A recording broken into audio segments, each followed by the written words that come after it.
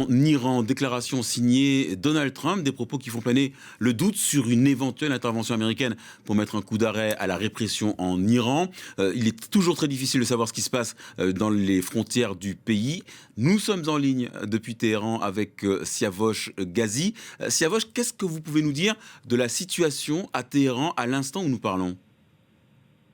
Alors la situation à Téhéran ce jeudi était également calme comme les 3 jours précédents. En fait, depuis lundi, il n'y a pas eu de nouvelles manifestations. J'ai pu interroger des habitants de plusieurs quartiers de la capitale iranienne, mais la vie tourne toujours au ralenti avec beaucoup moins de monde dans les rues, beaucoup moins de circulation automobile. Une grande partie du grand bazar de Téhéran est toujours fermée.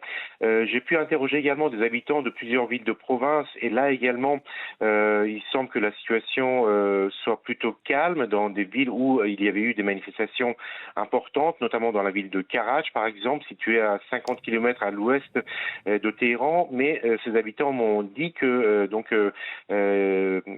à la tombée de la nuit, des forces anti-émeutes se déploient toujours sur les principales avenues ou des places de ces villes pour empêcher toute nouvelle tentative de manifestation, alors que les autorités annoncent régulièrement des arrestations à Téhéran, mais aussi dans de nombreuses villes de province, des personnes qui sont accusées par le pouvoir d'appartenir à des groupes, je cite, des groupes terroristes armés, avec des images et des vidéos qui sont les médias officiels.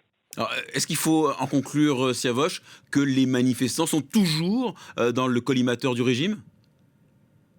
Absolument. Le ministre de la Justice a affirmé que depuis jeudi, toutes les personnes qui avaient participé à des manifestations après jeudi, c'est-à-dire après l'appel lancé par le prince héritier Reza Pahlavi, donc étaient considérées comme des personnes ayant commis un délit, et donc toute nouvelle manifestation dans ce contexte est interdite à cause du risque, selon les autorités, d'infiltration de groupes armés dans ces manifestations.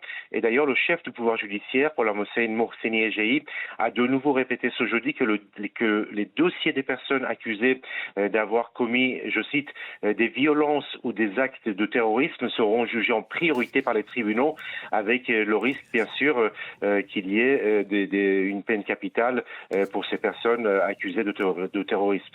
Merci beaucoup, Siavosh Ghazi, correspondant de France 24 à Téhéran.